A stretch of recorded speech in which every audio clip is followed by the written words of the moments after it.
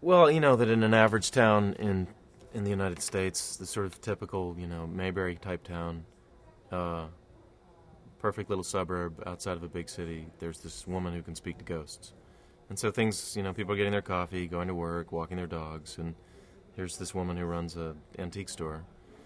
Everybody's little dream of a suburban lifestyle, and she sees ghosts, everybody's ghosts.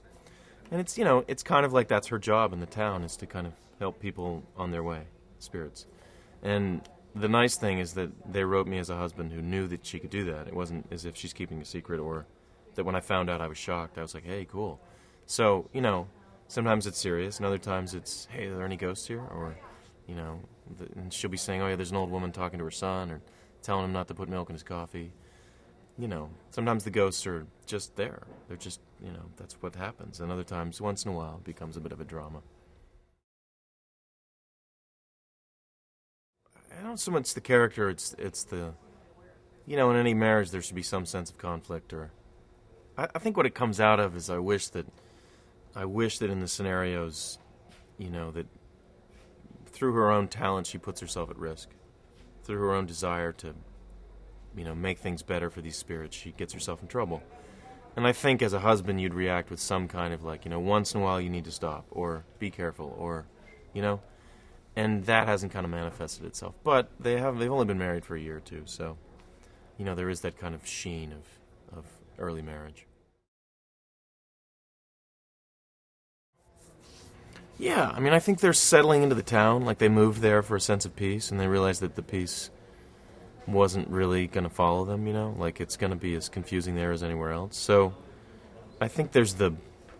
I think it's going to get more complicated because, they want to have kids, and the other half is, will the child be born with the same gift, which is something that, Melinda's kind of worried about or thinks about. What's her relationship with her mother? My mother, and also as the ghosts get more and more sort of serious, or we start to notice that there's kind of a contrary force to her. It's not just ghosts and Melinda solving it, but there's sort of bad ghosts too. It gets a little more serious. I don't believe in ghosts per se.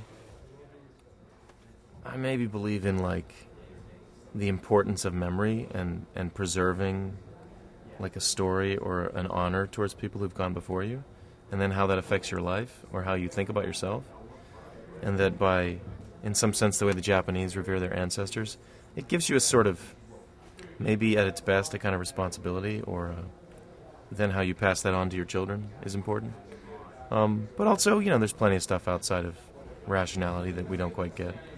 And I think that might manifest itself as a force. I mean, I can only say, like, in my life, the only thing that's ever been close to it is I've done plays occasionally that are 500 years old, and you do feel like the weird force of all the people who might have done it before you, or just the force of the language. It's so kind of odd to play, like a part like Romeo, and everybody's staring at you and they know what you're going to say. There's something kind of strange about that. You do feel a sort of spirit in the air, but that's about it. We had raccoons once. That was kind of cool. They would sit on the thing and look at us. And Jennifer always looked around, are the raccoons here? Because we were afraid they were going to, like, do something on top of us. But, no. I mean, people say that there's, ghosts on this film, but I've never seen it. And if you show it to a good DP, I'm sure they'd be like, yeah, dust. No, I don't know. Not sure. It's made me much more aware of... I mean, you can say it, but until 50 people from Michigan write you, or some small town gravedigger from Washington State writes you, and you just realize that everybody's had some kind of trauma or loss that way, and that it's kind of a universal...